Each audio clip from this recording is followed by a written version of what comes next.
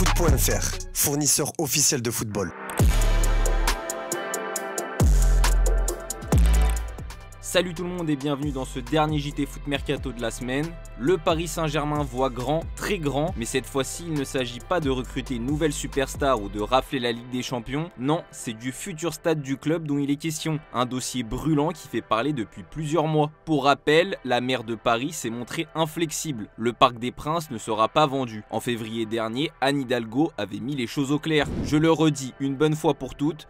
Il n'y aura pas de vente du Parc des Princes. Une déclaration qui n'a pas plu au PSG et surtout pas à son président Nasser Al-Khelaifi qui a lâché une véritable bombe quelques jours plus tard. C'est trop facile de dire maintenant que le stade n'est plus à vendre, on sait ce que l'on veut, on a gâché des années à vouloir acheter le parc, c'est fini maintenant, on veut bouger du parc. Et cette volonté ne s'est pas arrêtée aux paroles. En novembre dernier, le patron du club de la capitale remettait ça sur RMC Sport. J'aime beaucoup le Parc des Princes, tout le monde l'aime. Si je décide avec mon cœur, je dis on ne part pas. Mais quand je réfléchis avec la tête, on est mort. En Europe, tous les grands clubs ont 80 000 ou 90 000 places.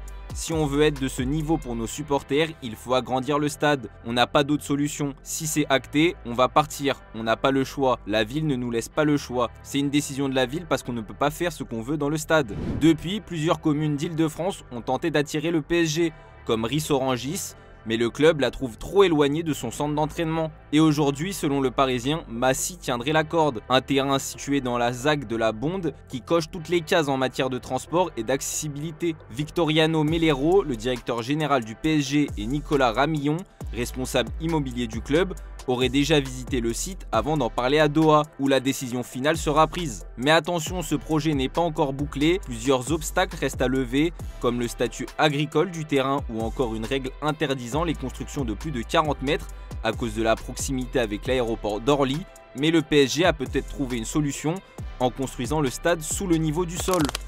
Jean-Michel Aulas, ancien président de l'OL et artisan du Groupama Stadium, a réagi à ce projet et comprend la décision du PSG. C'est dommage qu'il y ait eu une dispute car le Parc des Princes a déjà connu pas mal d'améliorations, mais je pense que Nasser et les gens qui l'entourent sont maintenant convaincus qu'il faut aller ailleurs. Ils font travailler pour ça les meilleurs architectes et concepteurs de stades. Verdict attendu d'ici cet été. Une bonne nouvelle pour Kang In-lee et le Paris Saint-Germain. Sorti sur blessure lors du match nul concédé face à Oman 1-1, le milieu offensif sud-coréen était touché à la cheville et avait quitté le stade en béquille, laissant craindre le pire. Mais la fédération sud-coréenne a donné des nouvelles rassurantes. Lee Kang-in s'est blessé à la cheville gauche pendant le match. Après un examen approfondi, le médecin traitant a estimé qu'il ne s'agissait pas d'une blessure grave. Après la reprise des entraînements demain, nous observerons les progrès et déciderons du plan d'opération pour la période restante de la convocation. L'entraîneur Hong sera interrogé demain avant l'entraînement de reprise, a déclaré la fédération sud-coréenne. Direction l'étranger, Cristiano Ronaldo est au cœur d'un vrai débat. Opposé au Danemark en quart de finale de Ligue des Nations, les Portugais se sont inclinés 1-0 et la presse locale n'a pas été tendre avec CR7. Titulaire, le quintuple Ballon d'Or a été inexistant. 0 tir cadré, 0 passe clé, résultat un 4 sur 10 dans Ojogo qui n'a pas mâché ses mots. On ne peut pas dire que le Portugal a joué avec un joueur en moins, car en fait certains joueurs avaient un niveau inférieur aux attentes, mais c'était une proie facile pour la défense du Danemark. Et Abola a encore été plus violent. Laisser Cristiano Ronaldo sur le terrain pendant 90 minutes à 40 ans, les Portugais n'ont certainement pas oublié le dernier championnat d'Europe. C'était scandaleux. Martinez a salué la veille le courage de son homologue, l'audace du pressing haut et l'utilisation de jeunes talents. Mais il était temps pour lui d'avoir le courage d'expliquer à Ronaldo qu'il ne peut pas jouer les 90 minutes complètes de chaque match pour l'équipe nationale. Ce n'est pas possible. Arrêt complet, c'est une chose d'avoir une place en équipe nationale, car cela ne fait aucun doute, mais le Portugal ne peut pas rester l'otage de ce contexte.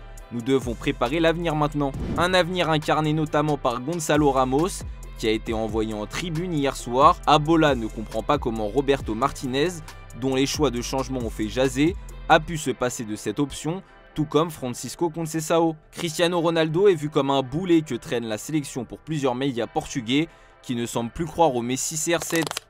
Plongé dans une saison chaotique, Manchester United prépare son mercato estival. Pour renforcer l'effectif de Ruben Amorim, les Red Devils ont coché le nom de Jared Branthwaite. défenseur central d'Everton, affirme The Suns. Malgré le refus des Toffees de négocier l'an dernier, les Red Devils sont prêts à faire une nouvelle offre de près de 60 millions d'euros. Mais pour rejoindre Old Trafford, le joueur de 22 ans pose une condition claire. Il souhaite que les Mancuniens se qualifient pour la Ligue des Champions la saison prochaine. Un objectif quasiment impossible via le championnat, mais qui pourrait être accompli en cas de victoire en Ligue Europa. L'Anglais met un point d'honneur à ce critère, puisqu'il souhaite être remarqué par Thomas Tuchel et disputer le mondial 2026 avec les Free Lions. Du côté de United, la volonté d'acquérir Braithwaite est motivée par l'absence prolongée de Martinez, victime d'une rupture du ligament croisé en février, et l'âge avancé de Maguire, les départs possibles de Johnny Evans et Victor Lindelof en fin de contrat accentue aussi ce besoin de renfort défensif. Mais pour pouvoir mettre le grappin sur le gaucher, le club de Jim Ratcliffe devra dégager des liquidités. Alors qu'on pensait que la polémique du penalty d'Alvarez était terminée, ce n'est toujours pas le cas. Mundo Deportivo rappelle ce vendredi que l'UEFA a ouvert une enquête contre l'Atlético puisque des projectiles ont été envoyés sur le terrain par les fans des Colchoneros lorsque les merengues se sont approchés des tribunes pour fêter leur qualification. Dans le même temps, on apprend que les pensionnaires du Metropolitano ont décidé de s'attaquer aux joueurs du Real Madrid, 4 pour être plus précis. Le média ibérique précise que les Colchoneros ont dénoncé auprès de l'UEFA l'attitude déplorable de Mbappé, Vinicius Junior, Antonio Rudiger et Dani Ceballos après la rencontre de Ligue des Champions. Ce qui n'a pas été noté dans le rapport d'après-match des arbitres, le club de Diego Simeone a donc décidé d'envoyer les vidéos problématiques de ces joueurs directement à l'UEFA. La première et la plus grave selon eux, celle où Antonio Rudiger s'adresse aux supporters adverses en mimant un geste où il coupe la gorge. Comme lui, Vinicius Junior, qui a été particulièrement chahuté avant, pendant et après le match par les fans de l'Atlético, avant de les provoquer à plusieurs reprises, notamment en posant son maillot sur la pelouse ou lorsqu'il a rappelé que son club a déjà gagné 15 Ligues des Champions et le leur 0. Quant à Ceballos blessé, il était venu soutenir ses partenaires. L'ancien joueur du Betis a été vu en train de faire un bras d'honneur aux supporters madrilènes, ce qui a été noté par l'Atlético qui n'a pas hésité à envoyer la vidéo de son geste à l'UEFA. Idem pour Mbappé, arrivé l'été dernier au Real Madrid, le capitaine des Bleus a été vu en train de se toucher les parties intimes, écrit Mundo Deportivo. Un geste obscène qui n'a pas été du goût de l'Atlético de Madrid, qui espère que l'UEFA va sévir. Pour le moment, aucune sanction. Rappelons que Diego Simeone avait lui été sanctionné par le passé pour avoir célébré un but contre la Juventus en portant ses mains sur ses parties intimes. L'Atlético espère donc aucune clémence pour Mbappé et ses coéquipiers.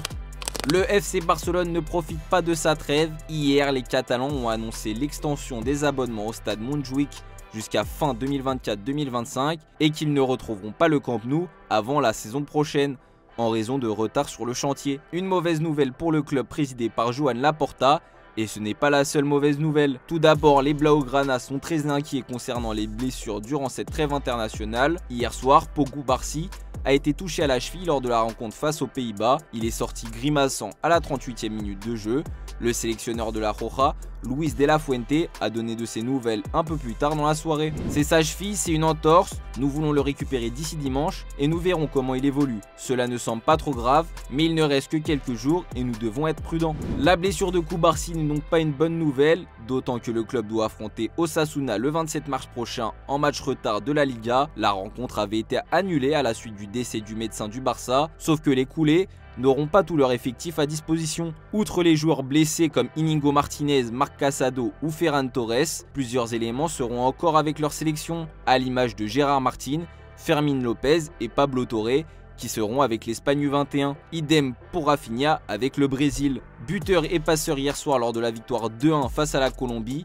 Lors des éliminatoires au Mondial 2026, l'ancien joueur de Rennes ne sera pas rentré à temps avec Barcelone, puisque la Seleção ne compte pas le lâcher avant la fin de la trêve, alors que le pays va affronter l'Argentine dans la nuit de mercredi à jeudi. En revanche, il reste un mince espoir pour Araujo, qui pourrait être libéré avant par Marcelo Bielsa, alors que l'Uruguay affrontera la Bolivie le 25 mars. Il pourrait être donc disponible pour le match contre Osasuna. Le Barça, qui est en colère, croise les doigts. Affaire à suivre. Lors du match opposant les États-Unis au Panama, le Panaméen Cecilio Waterman a offert la victoire à son pays avec un but à la dernière minute avant d'aller célébrer avec son idole Thierry Henry. C'est notre image du jour, merci de nous avoir suivis et on se dit à demain pour plus de vidéos sur Foot Mercato. Ciao ciao.